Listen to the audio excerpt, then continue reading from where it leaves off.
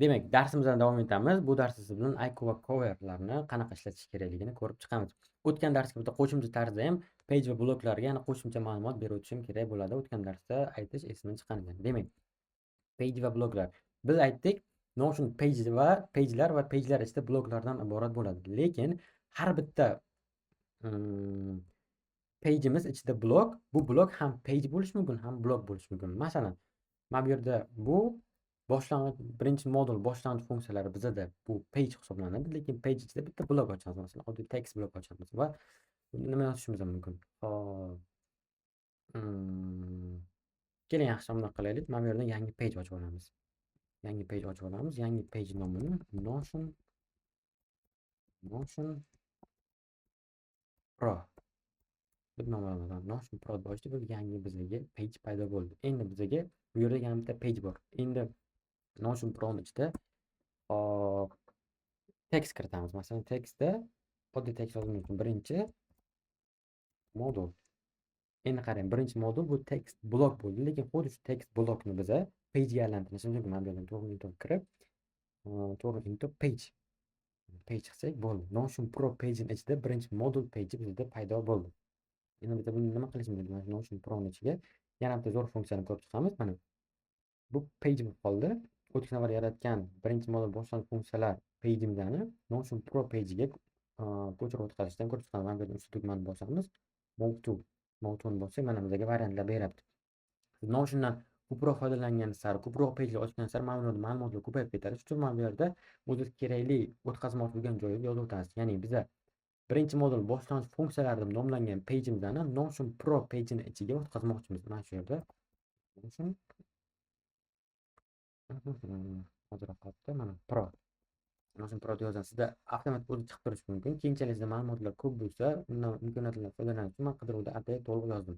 Notion Pro. Ketdi mana. Notion Pro'ning ichiga boshlang'ich funksiyalar page'imiz kirdi.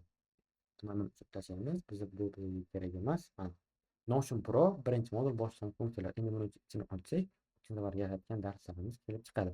Bugungi darsimiz o'zi sizlar bilan icon va cover hisoblanadi. Endi mana shu page'imizga o'ziga mos icon va cover qo'yishni ko'rib chiqamiz.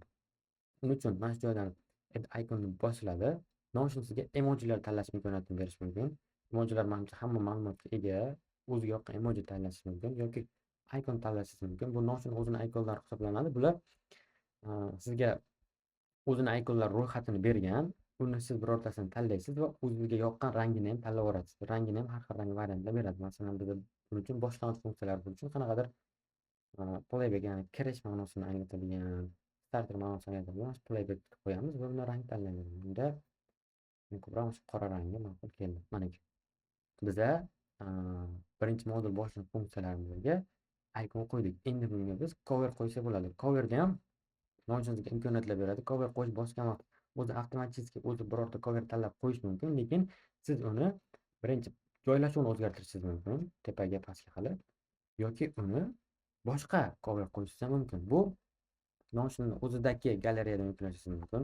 Upload bu kompyuteringizdan yuklashingiz mumkin. Birorta rasmni linkini qo'yishingiz mumkin yoki bu yerdan qidirishingiz mumkin. Masalan, boshlang'ich funksiyalar bo'lganligi uchun biz bu yerdan masalan beginner deb qidiramiz. Lekin aksariyat holatda aynan bizga kerakli rasm bu yerda bo'lmaydi. Shuning uchun hozir ko'rishingiz mumkin. Beginner deb yozganimizda Notion o'zi qanaqadir rasmni chiqaradi, lekin bu bizga to'g'ri kelmasligi mumkin. Sizga eng yaxshi variant qaysi? Men upload qilish, ya'ni o'zimga kerakli rasm qo'yishni xohlayman. Uning uchun bu yerga kiramiz. Beginner deb yozamiz. Imagesga o'tamiz. Bu yerdan o'zimizga kerakli rasmni tanlab olishimiz kerak bo'ladi. E'tibor bering, yozuv rasmni to'liq egallamagan bo'lsa, iloji boricha o'rtaroqda joylashgan bo'lsa bizga yaxshiroq bo'ladi.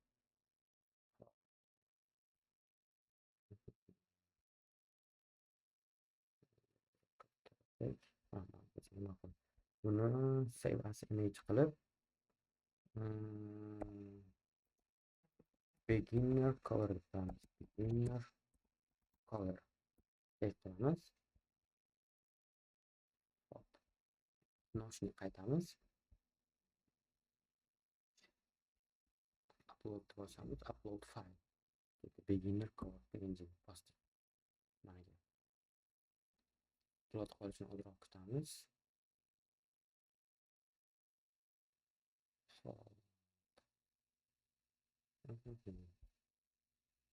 Demak, ko'rishingiz mumkin biz ikon qo'ydik. Hozir coverimiz to'liq upload bo'lgandan keyin yanada yarqinroq ko'rinish boshlaydi. Mana nimagadir yaxshi tushmadi.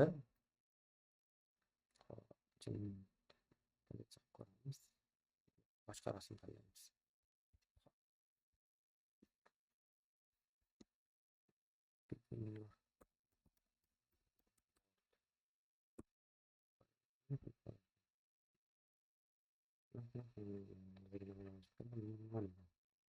Shuni tanlasak ham bo'ladi. Servisini chiqamiz. Beginner cover. Uni noshiga qaytamiz. Yana change cover bosamiz. Upload fayllardan beginner cover ekanini tanlaymiz. Menimcha yaxshi bo'ladi. O'ziga qulay va noshingizga qanaqa ochishga qarab kerakli rasmni tanlab olaverasiz. Nimagadir xira ochdi. Ya'ni dars umumiy mohiyatini tushungan bo'lishingiz mumkin. O'zi hozir darsda vaqt ketkazmaymiz. O'zi to'g'ri tushadigan, o'ziga ma'qul yoqqan rasmni tanlab bemalol upload qilishingiz mumkin. Endi bir narsaga e'tibor olishingiz kerak. Mana bu yerdan kirsangiz, ikonimiz ko'rinib turadi. Ustiga bossak, mana ichki qismida qanaqa cover qo'yilgan, nimalardan iboratligini ko'rishingiz mumkin. E'tibor bergan bo'lsangiz, oldingiga nisbatan nimagadir chiroyliroq va tushunarliroq bo'ldi. Demak, mana bu pejimizga ham cover qo'yib ketishimiz kerak bo'ladi. Xo'p. Ko'proq men iconsdan foydalanaman. Simple va qanaqadir moshina stiliga mos tushganligi uchun icondan foydalanaman. Bu yerda masalan moshina o'zini qanaqachini qo'ysak bo'ladi. Moshina qo'yamiz. Xo'p. Cover shart emas. Boshlang'ich narsalar va cover. Demak, shu bilan icon va cover darsimiz o'z nihoyasiga yetdi. Keyingi darslarda ko'rishguncha